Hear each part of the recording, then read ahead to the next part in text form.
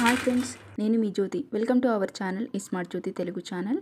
సాధారణంగా చాలామంది బయట దొరికే చల్ల పునుగులని మైదాపిండితో చేస్తారు అని చాలామంది పెద్దగా తినడానికి ఇష్టపడరు.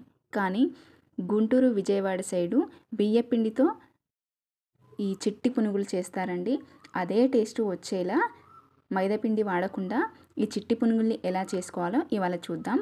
ముందుగా ఏదైనా కొలత గిన్నె తీసుకొని 1 కప్పు మినపగుళ్ళు అనేది మంచి క్వాలిటీ తీసుకోవాలి, అప్పుడే బాగుంటుందండి.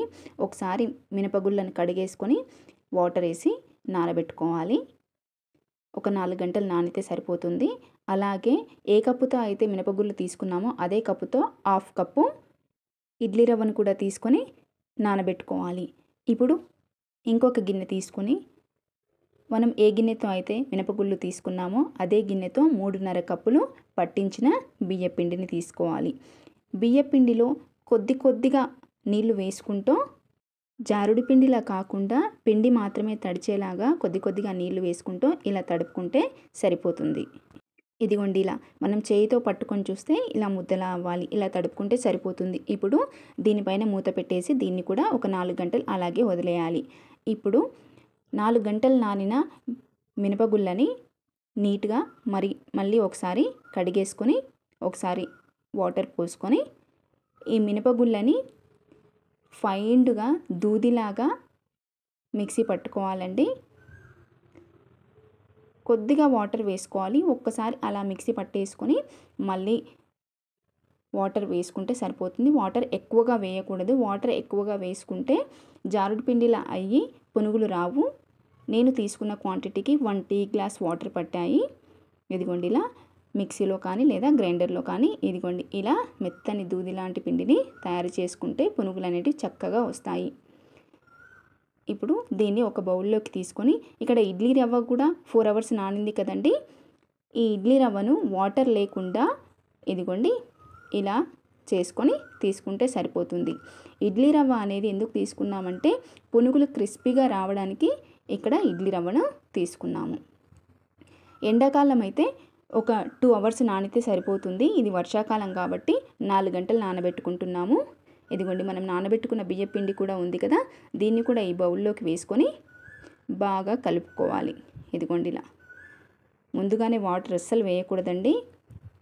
ఇదిగోండి, బాగా ఉండలు లేకుండా మంచిగా కలుపుకుంటే సరిపోతుంది. వీలైతే కలుపుతో కొద్దిగా వాటర్ వేసుకోండి. ఇదిగోండి, ఇలా జారుడు పిండిలా మాత్రం అస్సలు అవ్వకూడదు. ఇదిగోండి, ఇలా ఉండాలి అన్నమాట పిండి అనేది. ఇప్పుడు దీనిపైన మూత పెట్టేసి ఇంకొక 6 గంటలు అలాగే వదిలేయండి. ఇప్పుడు వర్షాకాలం కాబట్టి 6 గంటలు అలాగే వదిలేస్తే సరిపోతుంది. ఎండాకాలంలో అయితే ఒక 3-4 అవర్స్ ఉంటే సరిపోతుందండి. ఇప్పుడు దీనికి సరిపడా ఉప్పు, నేను తీసుకున్న క్వాంటిటీకి ఇక్కడ 2 టీ స్పూన్స్ ఉప్పు వేసి బాగా కలుపుకుంటున్నాను.